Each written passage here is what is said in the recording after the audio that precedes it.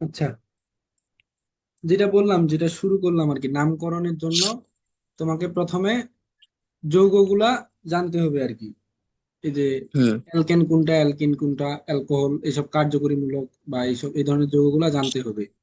গেল, এটা হচ্ছে প্রাথমিক ধাপ। এরপরে তোমার হচ্ছে শাখা শিকল চিহ্নিত করার ব্যাপারটা যে আছে, যে কোনটা শাখা শিকল কি হলো না হলো, এগুলো একটু আগে তোমাকে বলছি আর কি। যে হ্যাঁ। এইভাবে তোমার কার্বনের সাথে আরেকটা এইভাবে যদি থাকে, এখানে এইভাবে যদি থাকে, এই যে এখানে একটা তোমার ইয়া আছে, এই যে মিথেন, মিথেন তো না, যাই হোক আর কি, মিথাইল মূলক বলে। আর যে যুক্ত হয়েছে এই, এগুলাকে আর কি শাখা শিকল বলে। এগুলা গেল। তারপরে সব থেকে বড় শাখা শিকল কোনটা হবে, যেখানে কার্যকরী মূলকটা থাকবে সেটা। মানে কার্যকরী মূলক যেটা আছে সেটার হচ্ছে, তোমার যেটা আছে এটা থাকবে। আবার কার্যকরী মূলকের আবার একটা ধারা আছে কিন্তু, কই গেল রে, কোনটার পাওয়ার বেশি আর কি।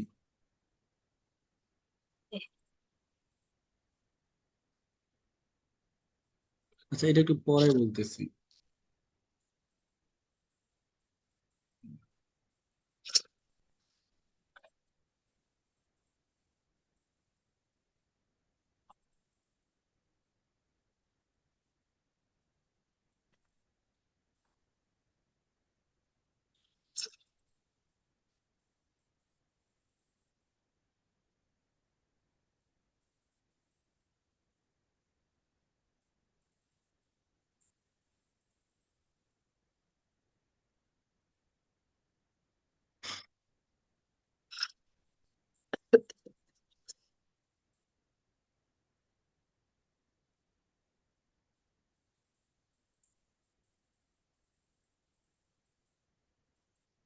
দেখো, গেল তো, আগের যেগুলো বললাম ওগুলো মোটামুটি মাথায় আছে তো। হ্যাঁ। এখন তোমার হচ্ছে এই যৌগটার ক্ষেত্রে দেখো, এখানে করা আছে যদিও। এই যৌগটার ক্ষেত্রে কার্যকরী মূলক কোনটা বলো তো? কোনটার? তুমি বলো, মানে আর কার্যকরী যে ওএইচটা। সিএইচ আর যে নিচে ওএস। হ্যাঁ। হ্যাঁ, এই যে ওএসটা, তাহলে ওএসটা হ্যাঁ। যেদিকে থাকবে কাছাকাছি, তুমি কিন্তু হ্যাঁ। 1 2 3 4 5 এইভাবে করতে পারতা নামকরণটা, কিন্তু এটা করা যাবে হ্যাঁ। না। কি করতে হবে, যেদিকে ওএইচ আছে, বুঝতে পারছো, হ্যাঁ। সেদিকে তোমার মানে কার্যকরী মূলকটা যেই পাশ দিয়ে কাছে, যে পাশে, সেই পাশ থেকে কাউন্টিং হ্যাঁ। শুরু করতে হবে। 1 2 3 4 5 এভাবে দিলা। গেল। আচ্ছা। এইটার ক্ষেত্রে দেখো, কার্যকরী মূলক হচ্ছে এই যে ডাবল বন্ডটা, তাই না? হ্যাঁ। তাহলে হ্যাঁ। কি করলা তুমি, এই পাশ থেকে কাছে হচ্ছে, এই পাশ থেকে 1 2, দুই ঘরেই পাচ্ছ।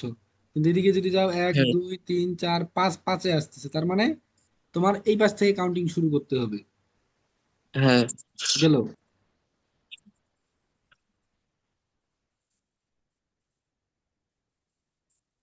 আচ্ছা, এখন একটা মজার জিনিস দেখো, এই যৌগটার ক্ষেত্রে 1 2 3, 1 2 3 দুই দিক থেকেই সমান না? হ্যাঁ। ও এখানে কিন্তু কার্যকরীমূলক ওএইচ। হ্যাঁ। তো এখন কথা হচ্ছে যে এই পাশ থেকেও 3 নাম্বার, এই পাশ থেকেও 3 নাম্বার, আমি দিব কোন পাশে, তাই না? এই হ্যাঁ। ক্ষেত্রে দেখতে হবে যে শাখা শিকল আছে নাকি। দেখো, এই জায়গায় একটা শাখা শিকল আছে, কি সেটা? হ্যাঁ। CH3। সিএস3। হুম। তার মানে কাউন্টিংটা আমি এই পাশ থেকে শুরু করব। ও আচ্ছা। বুঝছো? ঠিক আছে। গেল। ঠিক আছে। হুম। এইটাতে বোঝাই যাচ্ছে যে এখানে ওএইচ আছে, তার মানে ওএইচটা বড়, এই পাশ থেকে হুম। কাউন্টিং। গেল।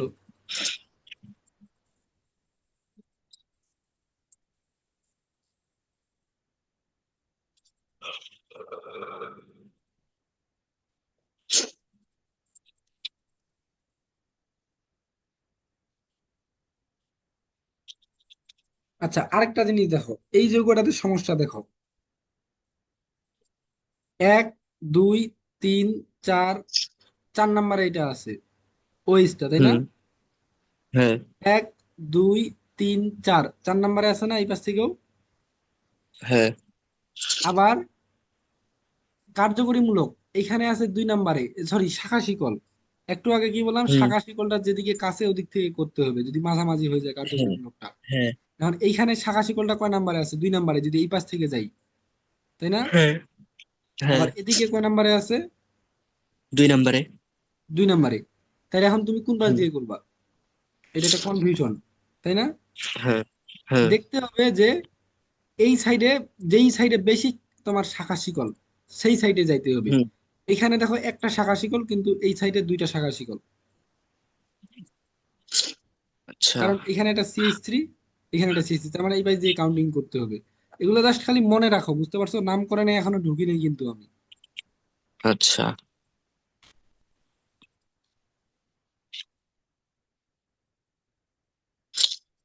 শাখার আণবিক ভরকে প্রাধান্য দিতে হবে।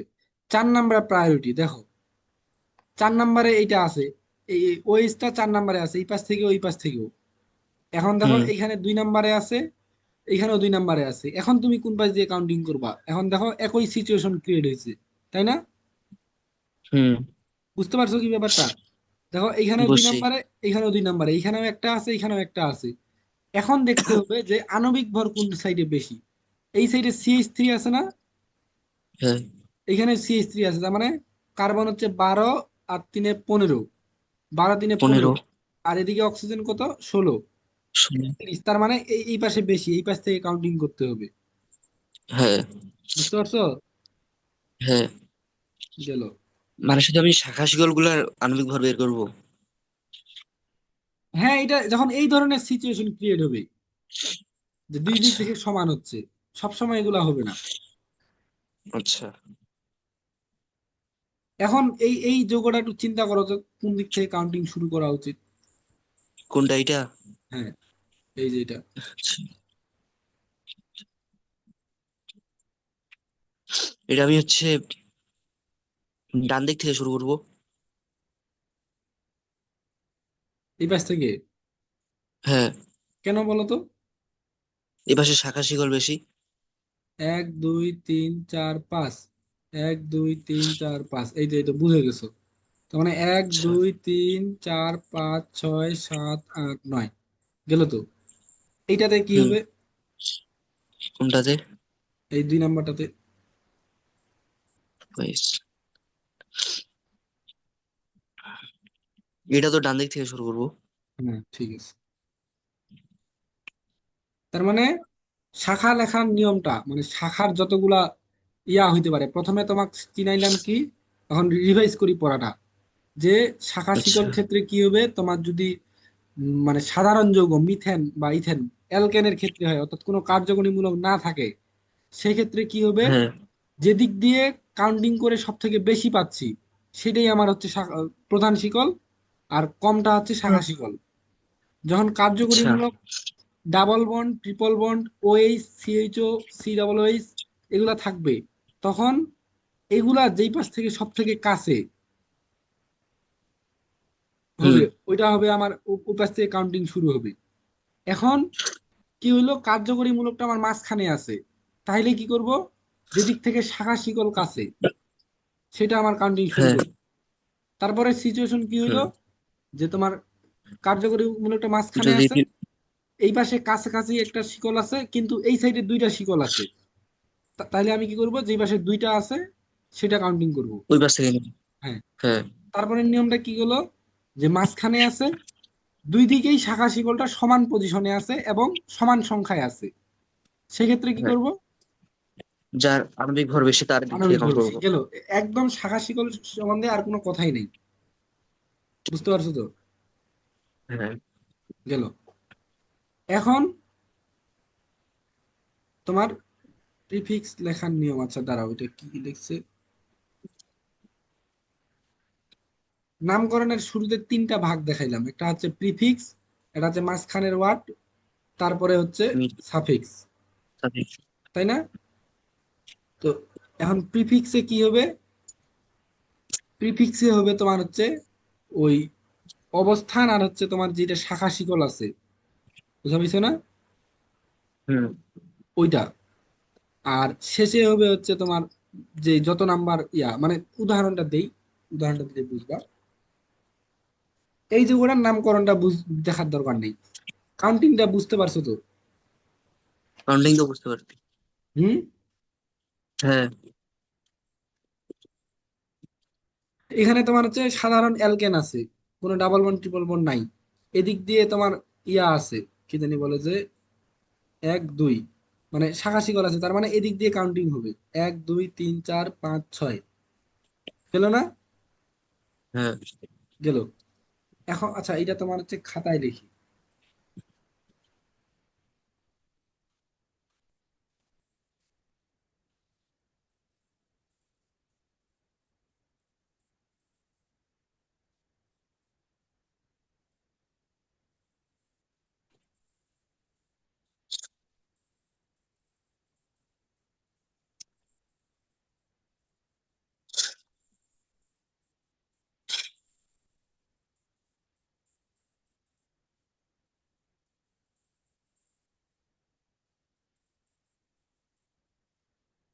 C2H5, বুঝছো?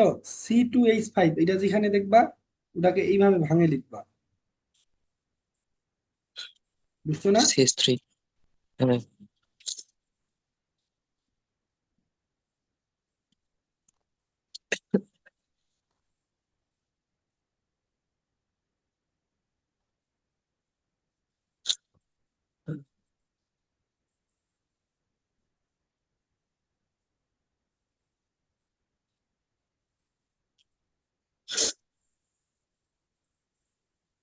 তাইলে আমার রাস্তা কয়টা?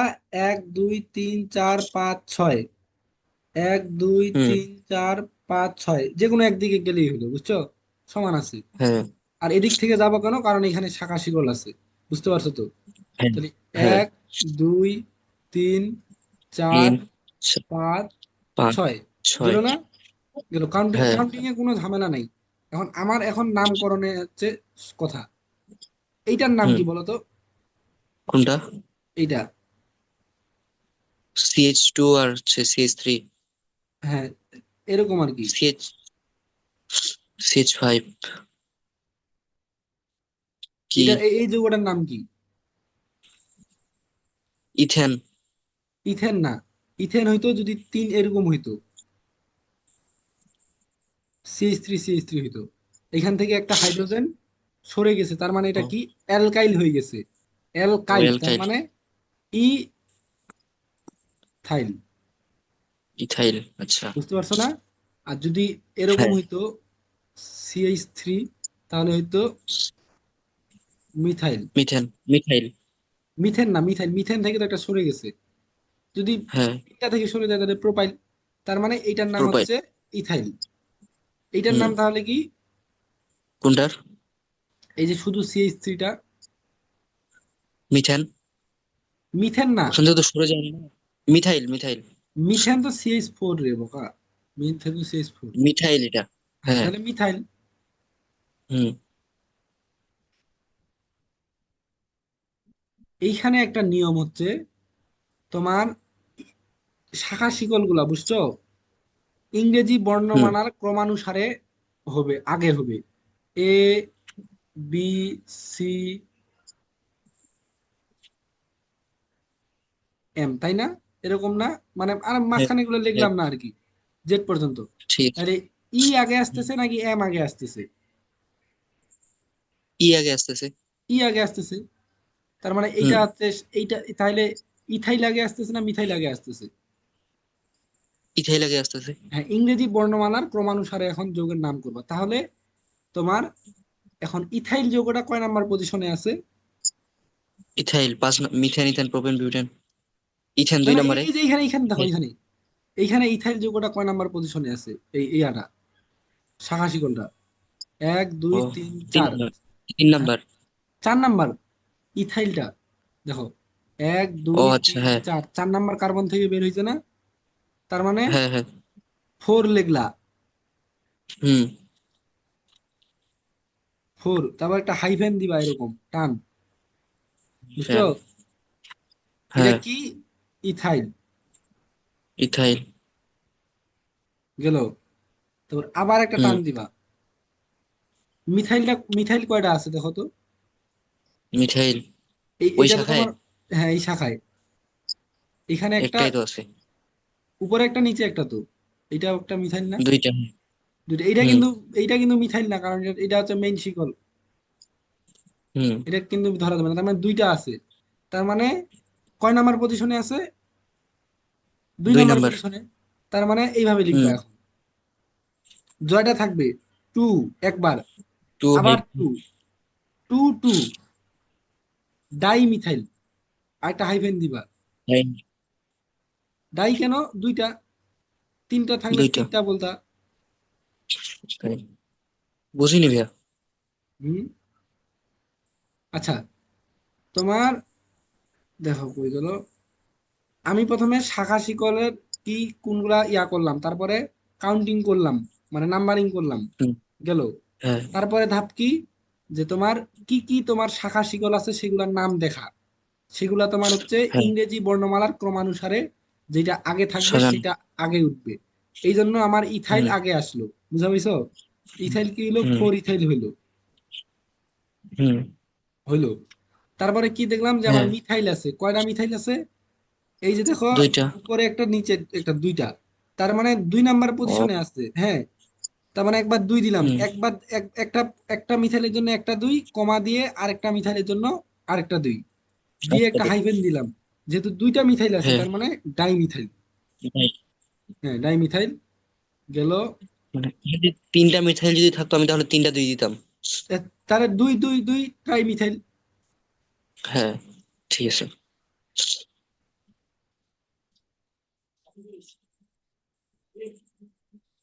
এখন আর কোনো দিবা না, হাইফেন দিবা না। তাহলে কয়টা কার্বন আছে দেখো তো প্রধান শিকলে? প্রধান শিকলে হুম, তিনটা চারটা পাঁচটা ছয়টা। ছয়টা, তার মানে হেক্সেন। শুধু কার্বন। হ্যাঁ, মানে প্রধান শিকলে ছয়টা কার্বন আছে না? ছয়টা। হ্যাঁ তার হেক্সা। মানে হেক্সেন।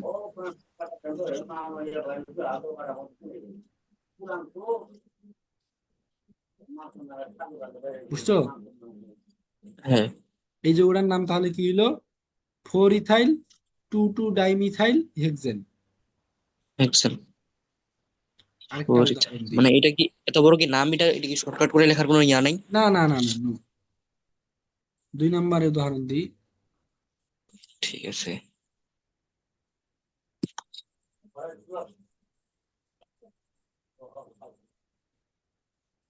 বাংলায় লিখবা অথবা ইংলিশে, সমস্যা নেই, বাংলা ইংলিশে সমস্যা নেই। আচ্ছা, আমি নিজে একটা যোগ দিই, সমস্যা নাই।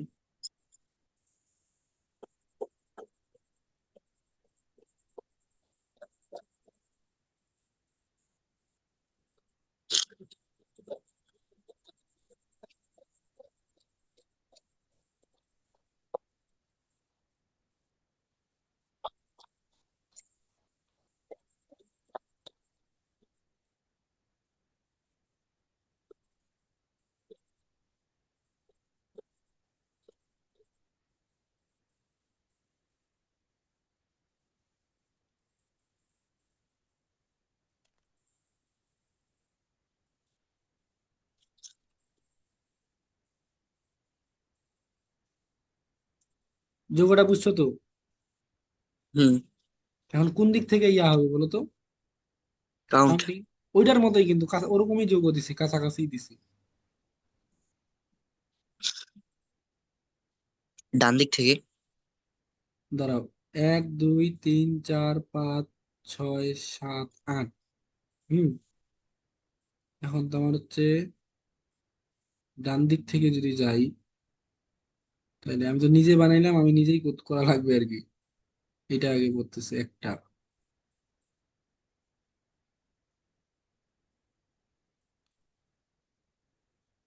না, এটা এই পাশ থেকে করতে হবে, কারণ এখানে দুইটা শাখা শিকল আছে। ও আচ্ছা। হুম। যদি করি, এক দুই তিন চার চার পাঁচ পাঁচ ছয় ছয় সাত আট। সাত, গেল না? হুম।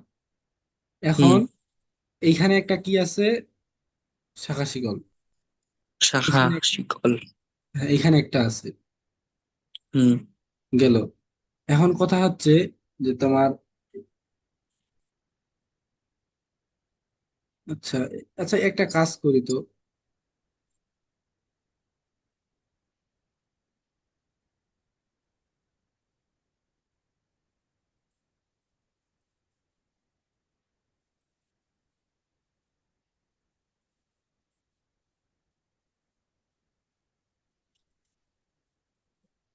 এরকম করে দিলাম, সমস্যা নেই।